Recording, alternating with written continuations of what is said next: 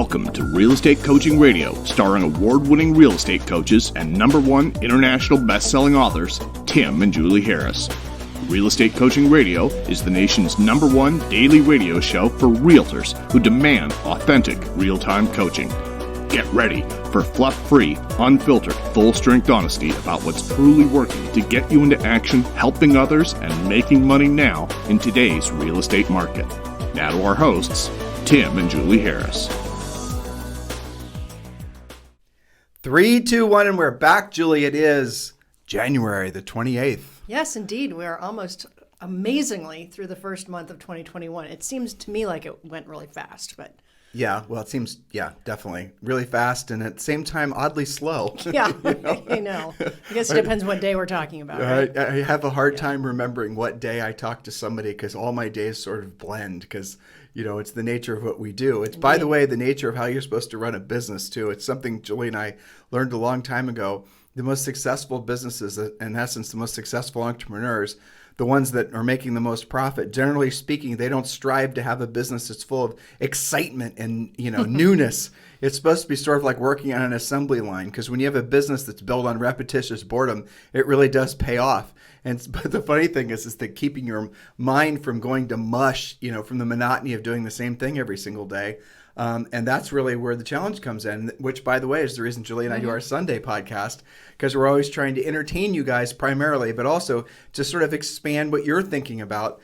Because then on the weekend, especially on Sunday when we're doing our show, hopefully you're listening to us and you're getting inspired to maybe, allowing yourself to think about things that are outside of your normal mental spectrum. And in doing so, again, it creates more elasticity in how you think of, and makes it so that the boring days, which are most days when you're actually running an efficient business, aren't so, boring.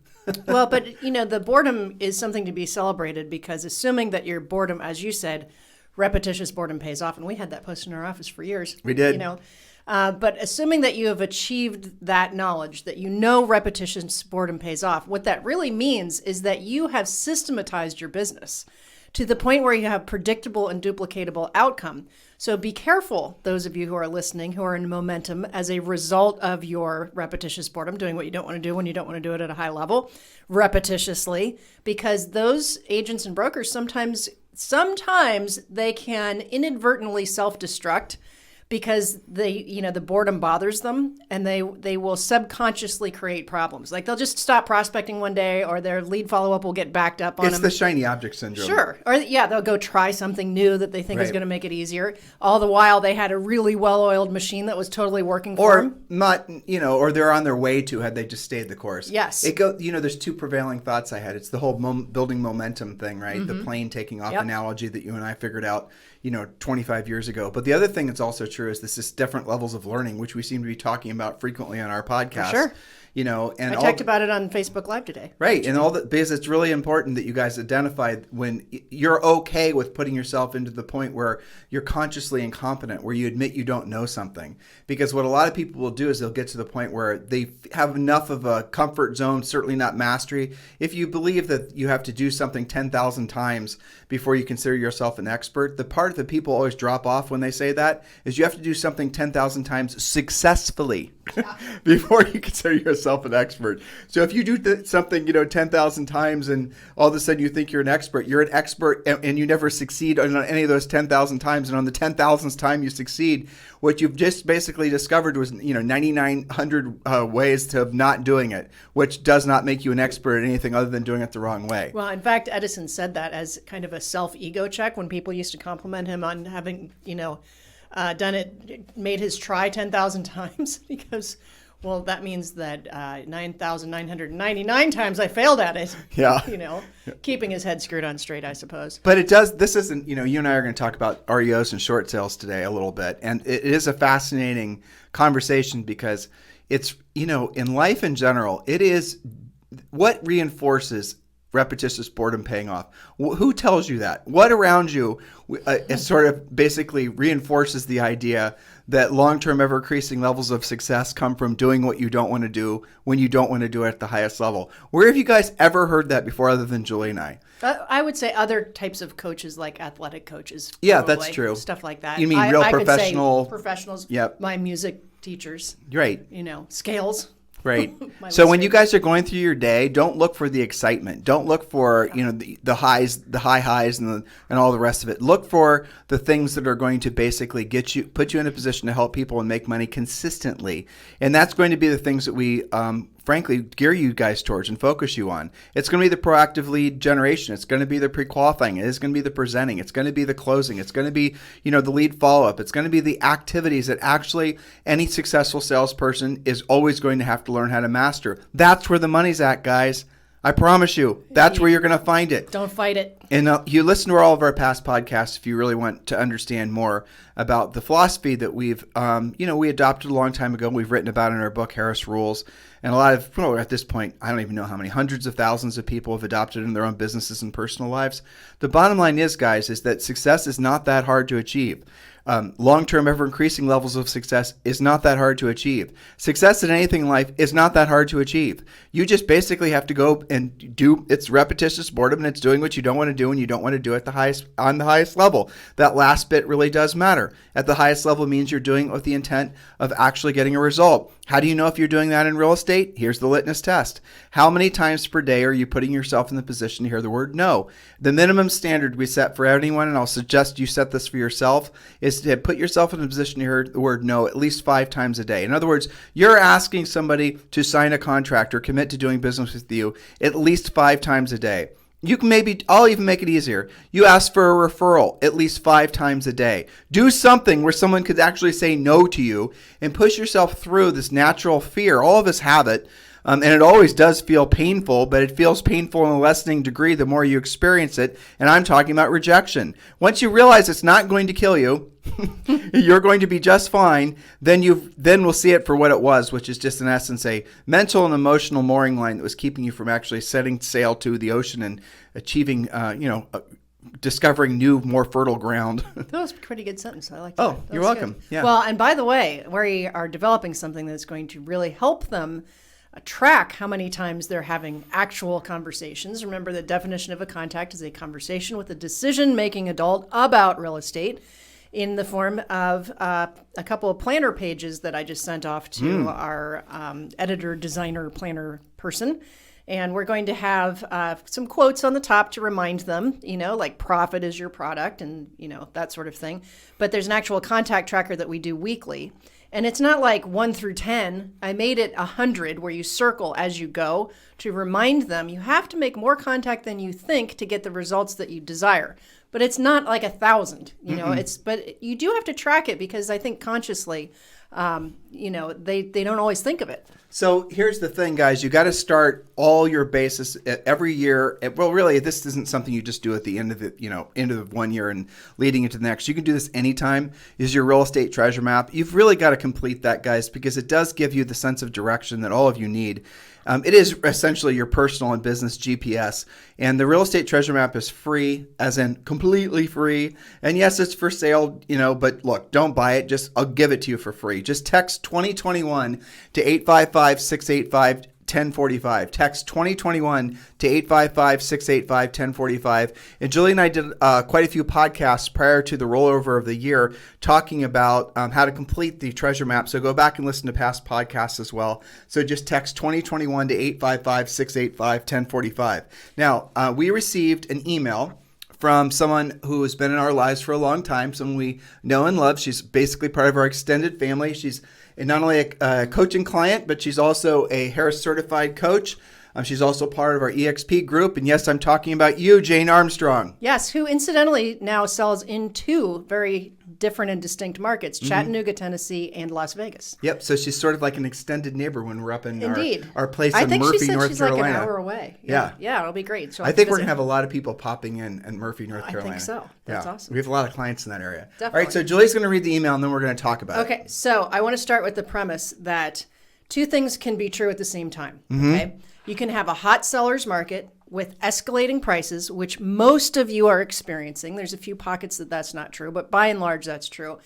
And at the same time, you can have some distressed homeowners. Okay, so let me read this. And again, this is something Jane sent to me a couple days ago.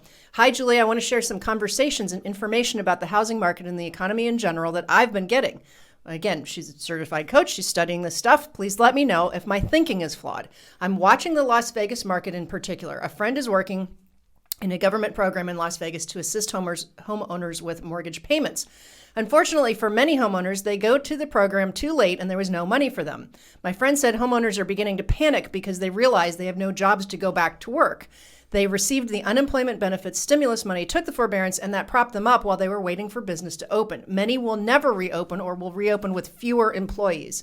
The people who have applied for the funds have had some bad news. If Wells Fargo, for example, was the source of funds, any money owed for forbearance had to be repaid before Wells Fargo would release any funds for mortgage assistance programs. Very counterintuitive and very lender overlay-ish, don't you think? Okay, foreclosures are on the way, yet for reasons other than what we saw in the recession. I'm coaching some of my clients to get the NOD list. I further explained that a NOD is a notice of default, does not mean that there is no equity. This is the salient point I want to make sure you guys are clear on. An NOD does not mean that there is no equity in the property, yet the homeowner must sell because they can no longer make their house payments. You know, most of them don't know what NOD means. Notice of default, guys. Yes. A notice of default is simply where someone, generally speaking, in states like California, the notice of default, it's a public filing. It's supposed to be issued after they've missed one payment. But the lenders can often throttle when they're going to file the notice of defaults. We saw them do that during the housing crash. We'll talk about that in a little bit. But I hope you're understanding what she's saying. I hope you're understanding how she's describing the dominoes that she sees falling. And by the way, she's 100% correct. And we're going to further her intuitive angst about this with some actual statistical numbers in a second. Yes, and please be aware, this is not just in Vegas. It's just most obvious in Vegas. Well, it's a market she's studying. Yes, absolutely. Okay, so remember, an NOD does not equal short sale. It does not equal foreclosure. It does not equal no equity, okay? Remember, housing prices have gone up. Yet the homeowner must sell because they can no longer make their house payments. This is where our coaching clients can be of great value to homeowners by explaining how they can sell their home, pay off any forbearance and missed payments, and still walk away with some funds. As we both know, many homeowners will sit in their house until the bank comes for it, whether they have equity or not, because they're poorly educated on how this works. And what we saw happening, and remember, guys, we've been in this game for a long time. What we saw happening in our coaching clients' markets back in 07 and 08 is the banks, and this has been widely publicized, at least it was 14 years ago, the banks would target the people that had the most equity for foreclosure the quickest. So the banks are supposed to file their notices of defaults, and they weren't filing them when they were supposed to file them, because back then as soon as the notice of default is filed, then the bank then has to basically somehow change the accounting on that mortgage, and it was going against, I don't remember all the accounting rules, but the gist of it is the bank then has to publicly say, and to the government say, that this is a defaulted loan, and then it goes against their ability to do more mortgages. Again, I'm not an expert at this, but that's how I remember it. And so what they were doing is they were just procrastinating filing the notice of defaults on the people that had no equity, because if they basically went after people with no equity, then there's nothing for the bank to have through the foreclosure process. Again, I realize that none of you are familiar with what I'm saying, but here's the moral of the story: is the bank is, let's say for example, it's a $300,000 mortgage, and the house is worth $600,000. Well, the house goes into foreclosure. This is what Jane's describing, which is counterintuitive. A lot of you guys will assume that somebody's house goes into foreclosure, it must be because they don't have any equity. That's not true. They just don't have the ability to make the payment. And so when the bank then puts the house into foreclosure, the bank is going to charge all kinds of fees, including, every single expense you can possibly imagine against whatever proceeds are from the sale at the sheriff's sale, right? So if the house ends up selling at the sheriff's sale, it's worth $600,000, and let's say it has a $300,000 mortgage, and let's say it sells at a discount of say $500,000. Well, guess what? Then in addition to that, it's going to be all the remarketing fees, all the attorney fees, all the So the money that's left over that's going to be passed back to the seller is far less, if anything at all, than it would have been had they taken Jane's advice and just listed the house and paid off all the other issues that are associated with a defaulted mortgage or a defaulting mortgage.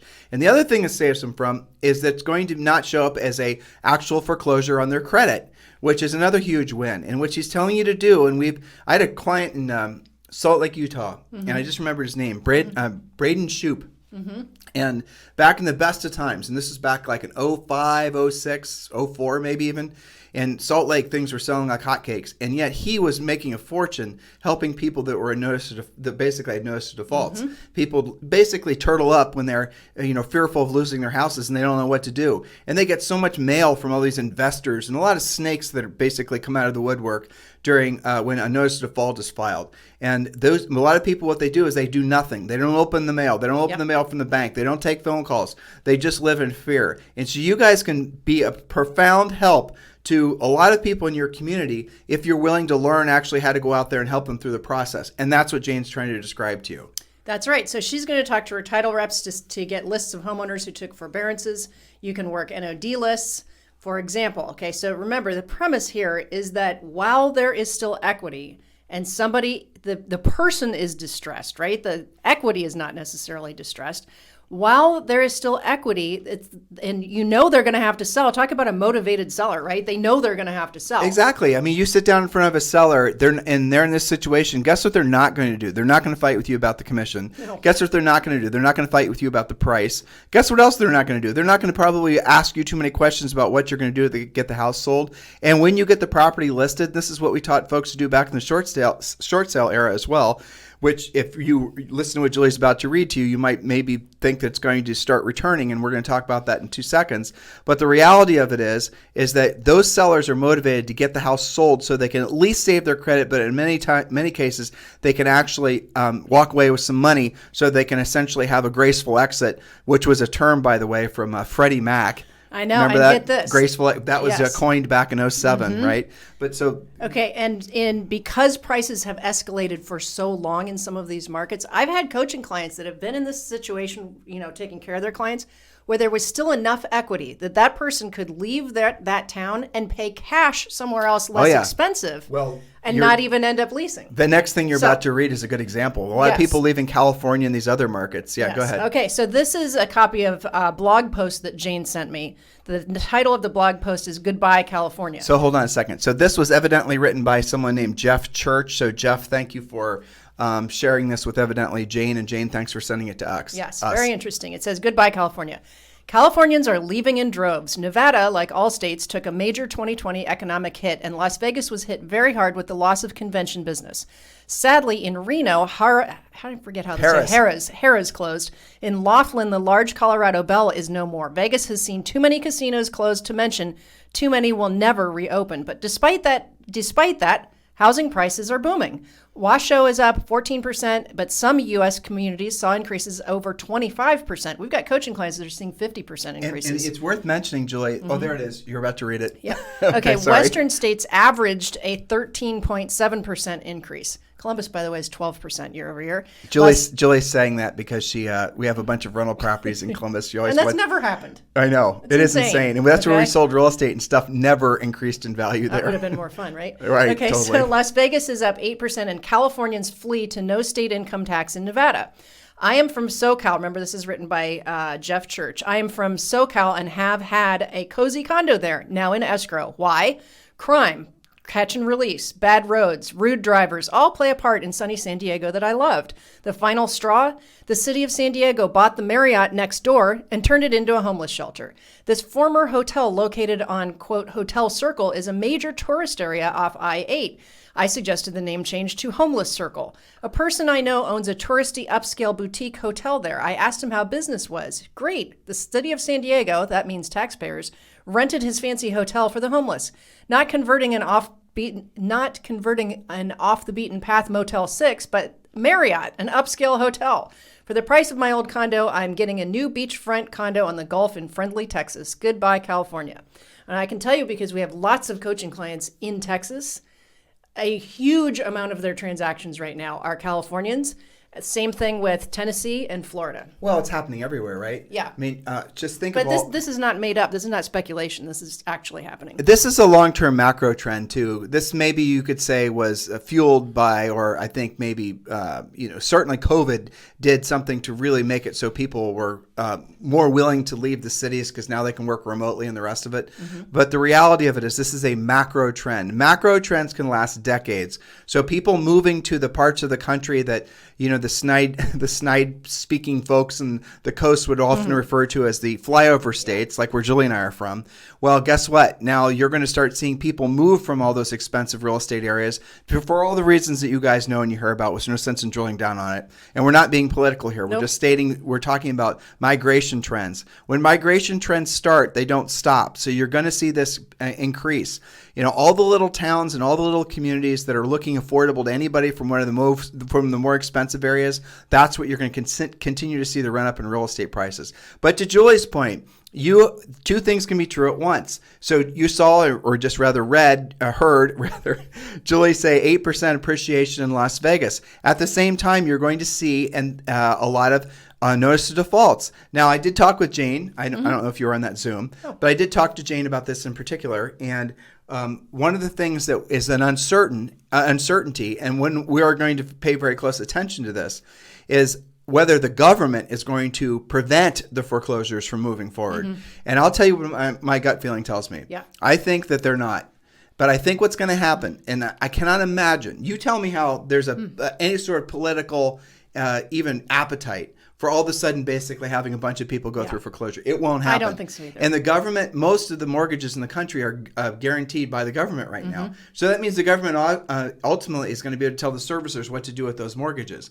And I just do not believe they're going to tell those banks to kick people out of their houses. I hope not. I don't think so either. I hope not too. It's horrible. Yeah. But this is what's going to be fascinating though. Okay, so what does that create? If people know that they can essentially stop making their payments, what's that going to create? Now, what's that going to do to real estate values? Let's think about that for a second. Clearly, if a bunch of houses were to come for sale now, I'm sure that the market would suck it up and absorb it immediately because there's such a pent-up demand for real estate. But and we did see that, by the way. I remember very clearly, and Julie and I were coaching full-time, 12 to 15 coaching calls a day. We definitely got our 10,000 hours in a long time ago. Oh, yeah.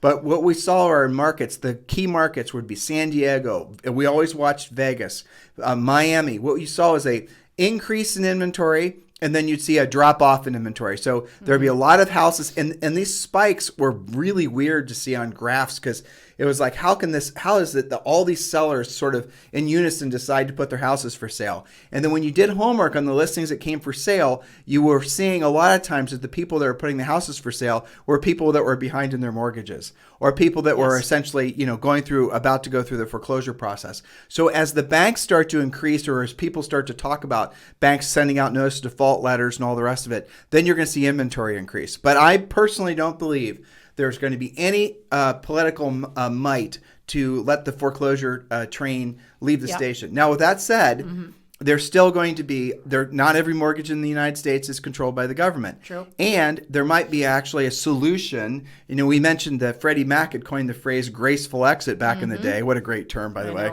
And what they were doing is people that were wanting to leave the house and not go through foreclosure, they're wanting to do a short sale. They were actually giving those owners money, thus the graceful exit, to leave so they can resettle.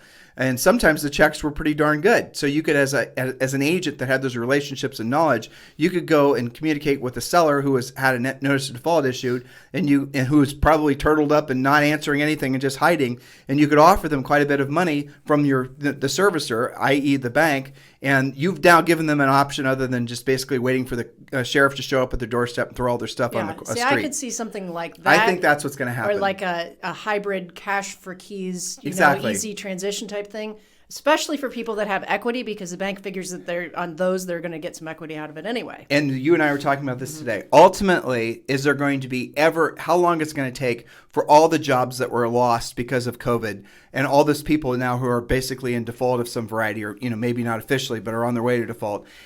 How long is it going to take for those people to find gainful employment? And the answer there is scary, because in many markets, say for example Vegas, these casinos are just completely closing up. The restaurants, everyone talks about restaurants, like everyone works in a restaurant, right. But a lot of these restaurants aren't ever going to come back. No, and it's not just them, it's their supply chain, their support, people. Somebody cleaned that restaurant. Well, look at your brother, Mark. Yeah. I mean, Mark. He's been downsized, by the way. Oh, has he? Or reallocated back to sales. So her brother sells chemicals to restaurants, basically. That's the essence of it, right? Mm-hmm. And he has obviously been affected by it adversely because a lot of his customers are no longer customers.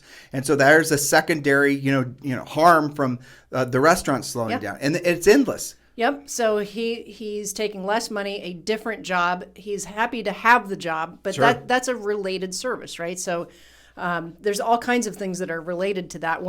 Especially when something, I mean, a casino is a huge operation. They've got inside restaurants, they've got shows, they've got performers, they've got cleaning people, they've got all sorts of things. The takeaway from this, guys, is many of these businesses won't ever come back. And will the commercial real estate be reallocated into something else eventually?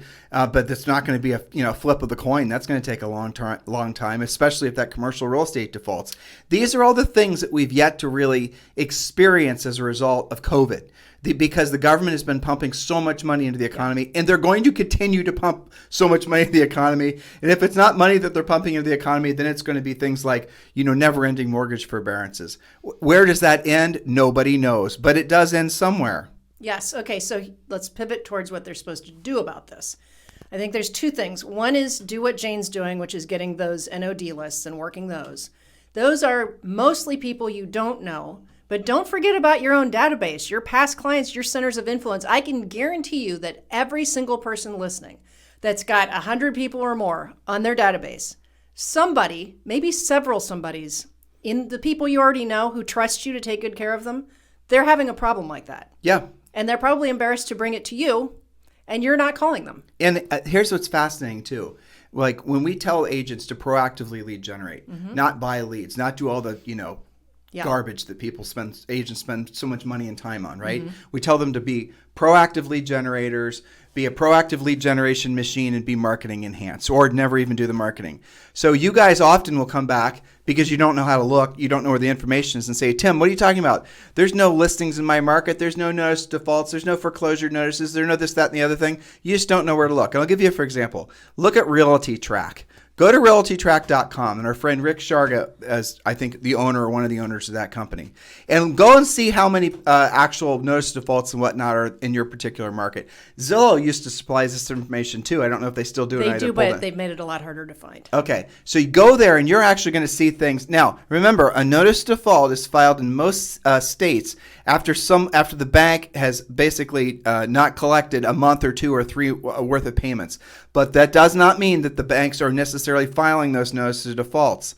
So it's going to kind of be tricky. So the notice of default report is not necessarily the best optics on what the future real estate markets are going to be like. So will the market absorb any sort of distress real estate that comes for sale? I actually think it will. Will that create an opportunity for agents to learn how to list the REOs on behalf of the servicers? Of course it will. Will that be just a huge window that stays open forever, knowing how to get in on the banks and list these properties? Nope, it will not. And yes, of course, when we see that that's a viable alternative or a viable option for you guys to explore, knowing that so many of you like to chase the shiny objects, we're not going to tell you about it. We're not going to tell you how to do it. We're not going to create the system. I mean, we had this all in place, obviously, back in the real estate crash. That's how a lot of you, Jane, for example, came to know us. But what I'm trying to explain to all of you is that when that opportunity is there, when it's resilient, when it's viable, we're going to tell you about it. And we're not just going to tell you about it. We're going to tell you how to make the most of it. We're going to give you all the contact information, the name, rank, and serial number of every, and we're going to show you how to do every single thing so you can be first in line. And when that happens, we're going to scream at the top of our voices so every single one of you, like I said, can be first in line, because that is an example of first mover advantage for sure. In that space. Absolutely. But for now and in the future, as things change, your best script is yes, it would be my pleasure to help you with that situation, even if you're not sure where it's going to go yet. Because I think there's also going to be some confusion with how lenders handle things. They're probably not going to all have the same policy, just like the forbearance rules and the PPP rules and all that. So yes, it would be my pleasure to help you with that. And then ask for help. That's what we're here for. That's why there is coaching. That's the reason that you guys sign up for coaching. And, that's the reason that we've been in business for as long as we have, and as successful, frankly. Sorry if that sounds arrogant, as we've been, because we are always going to do what's best for you guys. We're always going to do what we can to put you in front of the market, telling you exactly how you can help the most people and, frankly, make the most amount of money, because that is the reason you're in business. So keep your head screwed on straight. And as Julie and I see more, obvious cracks in the real estate markets, and if those cracks start to become, what would be starts with F, fusions, fissures, I think bigger cracks. Yeah, but in this, we're going to tell you what Jane was talking about and reporting on maybe is just a hairline crack at this point that's to be monitored, and we'll see what happens. And that's our job to bring that to you and say, hey, you know what? Here's something interesting that we're observing. Keep an eye on it. All right, so those of you who are interested in joining Julie and I at eXp, of course, we'd love to be your sponsor. Just text me directly at 512-758-0206. And look, guys, if you're not seriously on the path to joining eXp, you've really got to look into it. Text me directly at 512-758-0206. If you want to know what a powerful macro trend is that's going to last generations, it's eXp Realty. For sure. Text me directly if you'd like to join Julie and I's eXp Realty family at 512-758-0206. In the meantime, you guys have a fantastic day, and we'll talk with you on the show tomorrow. This program has been a presentation by Tim and Julie Harris, Real Estate Coaching. For more information on our real estate coaching and training programs, visit our website at timandjulieharris.com. Remember to tune in weekdays at noon for upcoming shows. And until next time, thank you for listening to Real Estate Coaching Radio with Tim and Julie Harris.